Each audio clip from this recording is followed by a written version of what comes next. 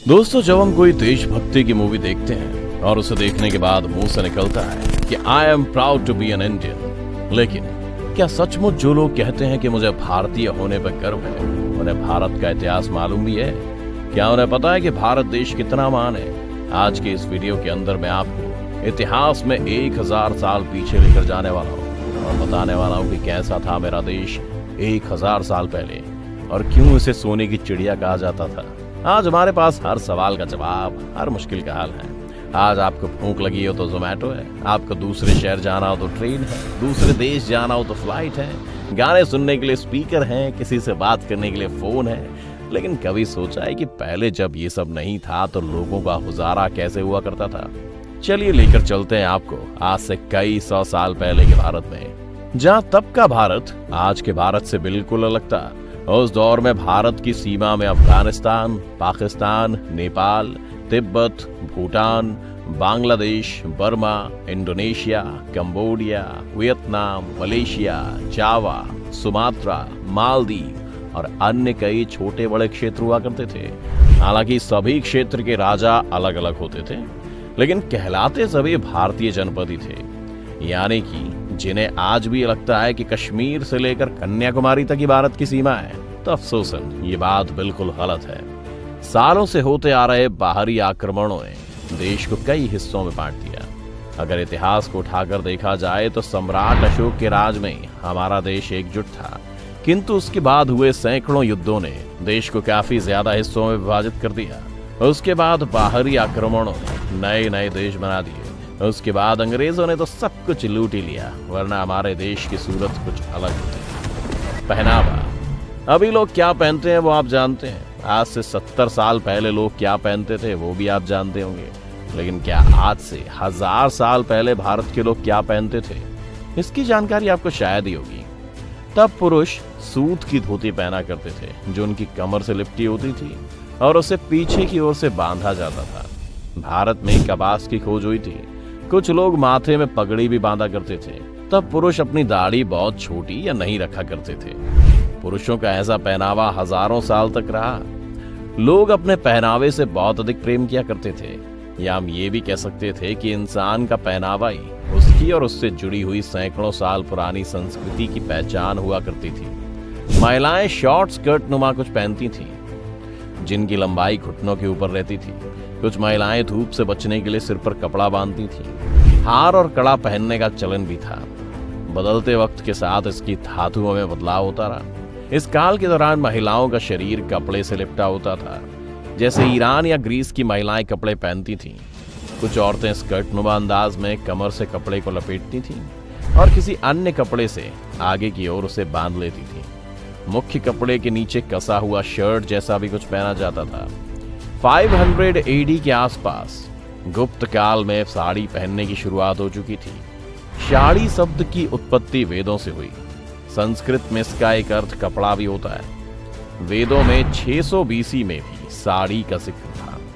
धनवान औरतें चीन के सिल्क से बनी साड़ी पहनती थीं और साधारण घर की औरतें सूती साड़ी पहना करती थीं। चूड़ीदार और सलवार कमीज ईरान की इस्लामिक खोज 1000 AD में हुई। महिला और पुरुष दोनों इसे पहनने लगे। इसे चूड़ीदार और सलवार कमीज कहा गया। भारत में भी इसका प्रचलन खूब बढ़ा, खासकर उत्तर भारत में। लेकिन अब भी ये धोती साड़ी के बाद ही लोगों की पसंद होती थी। ये महंगी भी हुआ करती थी, इसलिए आम जन की पहुंच से दूर थी। जो महिलाएं इसे पहनती थी साथ में ढेर सारे गहने भी पहनती थी, जिससे मालूम हो सके कि ये महिलाएं ऊंचे घराने की हैं। इसके अलावा छोटे बच्चे कुछ पहना ही नहीं करते थे। अगर पहनते भी थे तो कपड़े के नाम पर उनके कमर के इर्द गिर्द एक कपड़ा लपेट दिया जाता था। बड़े बच्चे को कुर्ता नुमा कपड़ा पहनाया जाता था जो उनके घुटने तक आता था। बड़े बच्चे अपने माता पिता की तरह कपड़े पहनते थे। लड़कियां वयस्क होने के बाद ही साड़ी पहना करती थी। आबादी, दोस्तों, जिस तरह आज हम दुनिया की सबसे ज्यादा आबादी वाला दूसरा देश है, वहीं इस समय के हालात भी कुछ इस तरह ही हुआ करते थे। जब उस समय भारत की आबादी कुल 3 करोड़ के आसपास थी, जो कि इसके क्षेत्रफल के हिसाब से काफी कम थी। भारत के अलावा सिर्फ यूरोप ही एक ऐसा साम्राज्य था जहां की आबादी भी हमारी आबादी के आसपास ही थी, लेकिन उस समय भी हमारी आबादी दुनिया में काफी अधिक थी। आपको ये जानकर काफी अचंभा होगा कि देश की आबादी का एक बड़ा हिस्सा किसी भी बड़े राज्य का हिस्सा ही नहीं हुआ करते थे। जी हाँ, आप सही समझे, हम बात कर रहे हैं उन समुदायों की जो कि जंगलों में निवास किया करते थे। वही इस देश के मूल निवासी भी हुआ करते थे, किसान ही। जिस तरह आप सभी ये बात काफी अच्छी तरह से जानते होंगे कि हमारा भारत देश एक कृषि प्रधान देश था और उस समय खेती करने के लिए उतने ज्यादा संसाधन नहीं हुआ करते थे, ना ही खेती इतने बड़े स्तर पर हुआ करती थी। उस समय लोग उतना ही अनाज उगाया करते थे जितने की उन्हें और उनके परिवार और मवेशियों को जरूरत हुआ करती थी। भारत में हमेशा से ही अनाज उगाने की परंपरा रही है। अनाज के अलावा नील, कॉटन की भारी मात्रा में लोगों द्वारा उगाया जाता था। कुछ सदियों बाद अंग्रेजों के दबाव में किसानों को भारी मात्रा में अफीम की खेती भी करनी पड़ी। इसके अलावा पशुपालन भी हमारे लिए काफी ज्यादा मायने रखता था। उसके बिना कृषि अधूरी मानी जाती थी। लोग खेती करने की वजह से काफी जल्दी सो जाते थे और जल्दी उठ जाया करते थे, जिसकी वजह से काफी ज्यादा मेहनती हुआ करते थे। शहर, अभी तक हमने आपको जो भी बातें बताई वो ग्रामीण क्षेत्रों के बारे में थी। अब आपको हम बताने जा रहे हैं कि शहर किस तरह के हुआ करते थे। पहले के जमाने में ज्यादातर ग्रामीण इलाके ही हुआ करते थे और शहर की जगह कस्बे हुआ करते थे। अब बात करते हैं कस्बों के बारे में। उस वक्त के कस्बे भी संसाधनों की कमी की वजह से उतने अधिक विकसित नहीं हुआ करते थे, लेकिन कस्बों में काम मिलना काफी ज्यादा आसान हुआ करता था। कस्बों में अधिकतर अमीर या ऊंचे घराने के लोग रहा करते थे, जो अपना ज्यादातर काम खुद करना पसंद नहीं करते थे। उन्हें अपने काम के लिए मजदूरों और नौकरों की जरूरत हुआ करती थी, जिसकी वजह से ग्रामीण इलाके से निकले हुए लोगों को आसानी से कस्बों में काम मिल जाता था। इसके अलावा वो लोग मिलों में भी काम किया करते थे। ज्यादा टेक्नोलॉजी ना होने की वजह से उन्हें काफी अधिक मेहनत करनी पड़ती थी, लेकिन ये लोग काफी खुश हुआ करते थे। लेकिन अंग्रेजों के आने के बाद मिलों के मालिकों की, वहां काम करने वाले मजदूरों और कारीगरों की जिंदगी दिन पर दिन बदतर होती गई। इनकी तनख्वाह आधी और मेहनत दुगनी कर दी गई। इसके अलावा शहर में रहने वाले लोगों से अधिक कर लेना शुरू कर दिया गया। इसी के चलते धीरे धीरे कस्बे भी गरीबी और भुखमरी की तरफ चले गए। यातायात, पहले यातायात के साधन बहुत ही कम हुआ करते थे, जिस वजह से एक आम इंसान अपने पूरे जीवन में 100 से 150 किलोमीटर का ही सफर कर पाता था। लेकिन जैसे जैसे अरबी नस्ल के घोड़े देश में लाए गए और तांगा बनाया गया, लोगों के लिए सफर करना काफी ज्यादा आसान हो गया था।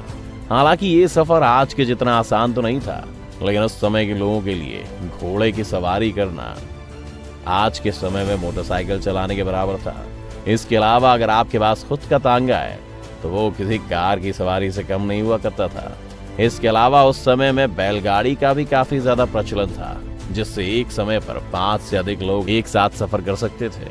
आमदनी, अब आखिर में बात करते हैं आमदनी की। आपको क्या लगता है, हमारे देश का हाल हमेशा से ही ऐसा है? अगर आपका उत्तर हाँ है तो मैं आपको बताना चाहता हूँ कि ऐसा बिल्कुल भी नहीं था। लोगों के पास कमाई के कई स्रोत हुआ करते थे।